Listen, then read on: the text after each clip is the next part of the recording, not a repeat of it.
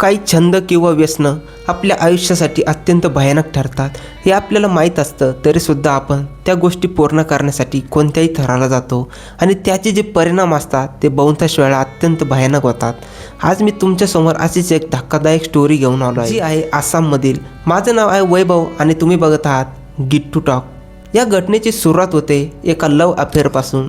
हा लव अफेअर जो होता, जो अमर ज्योतिडे आणि वंदना कलिता यांच्यातला, ते दोघेही एकमेकांवर खूप प्रेम करत होते आणि हळूहळू त्यांनी लग्नाचाही प्लॅन केला. मात्र त्यांचा जो रिलेशनशिपचा कालावधी होता तो फारच कमी होता. म्हणजे नात्यात येणं आणि एकदम लगेच लग्नाचा निर्णय घेणं.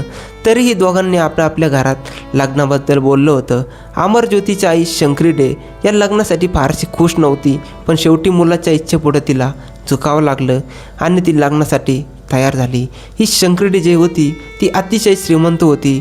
तिचे गुवाहाटीमध्ये 4 बंगले होते. त्यापैकी ती एका बंगल्यात राहत होती आणि बाकीचे 3 उरलेले भाड्याने दिले होते, ज्यातून तिला मोठ्या प्रमाणात भाडं येत होतं.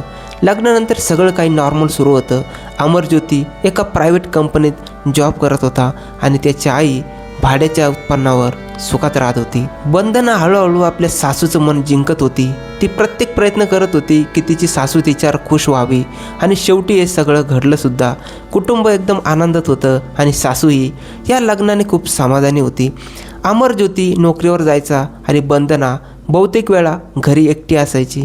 सासूने तिला सांगितलं की तिने सुद्धा काहीतरी काम करावं आणि त्यासाठी लागणारा जो खर्च होता ती द्यायला तयार होती. वंदनाच्या डोक्यात एकच विचार होता की तिला जिम ट्रेनर बनायचं होतं. लग्नाआधी वंदना एका प्रायव्हेट शाळेमध्ये PT टीचर होती. तिने हा छंद पुढे चालू ठेवला.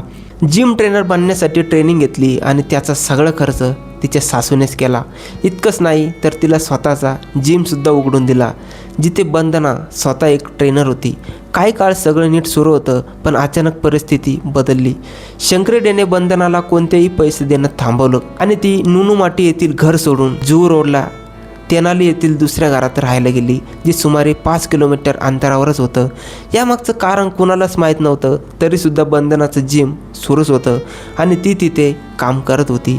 हळूहळू त्या जिममध्ये धंती डेका आणि अरूप डेका या नावाचे 2 तरुण येऊ लागले. अरूप डेका 27 वर्षाचा होता आणि सर धंती डेका 32 वर्षाचा होता. धंती हा टॅक्सी ड्रायव्हर होता आणि अरूप त्याचा मित्र होता. वंदनाचं वय ही 31 वर्ष होतं. त्यामुळे सगळ्यांचं वय जवळजवळ समान असल्यामुळे त्यांच्यात बोलणं चालणं सुरू राहिलं. वंदनाला हे जाणवत होतं की हे दोघे तिला नॉर्मल नजरेने पाहत नाहीत आणि तिलाही हेच हवं होतं. एक दिवस संधी साधून वंदनाने त्यांना आपल्या घरी बोलावलं. त्या दिवशी तिचा नवरा घरी नव्हता. तिने मुद्दाम असे कपडे घातले होते ज्यामुळे ते अधिक एक्साइटेड होतील आणि तिथे तिघांमध्ये शारीरिक संबंधसुद्धा झाले.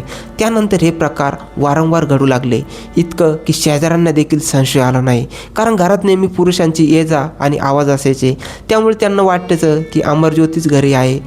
हळूहळू वंदनाचं अनेक पुरुषांचे संबंध झाले, पण धंती आणि अरूप यांचे संबंध तिचे जास्त होते. अनेक रिपोर्टनुसार वंदना आणि धंती जवळजवळ रिलेशनशिपमध्येच होते. एक दिवस दुपारी तिघे एकत्र असतानाच अमरज्योती अचानक घरी आला. घराबाहेर धंतीची टॅक्सी पाहून त्याला संशय आला, कारण वंदना जी होती ती स्वतः बुलेट चालवायची. घराचा दरवाजा आतून बंद होता. खिडकीतून त्याने हे पाहिल्यावर ते दृश्य त्याला दिसलं. ते अत्यंत धक्कादायक होतं. वंदना 2 पुरुषांसोबत अशा अवस्थेत होती. अमरज्योतीचा संताप अनावर झाला. त्याने ओरडाओरड केली. दोघे पुरुष कपडे उचलून पळून गेले.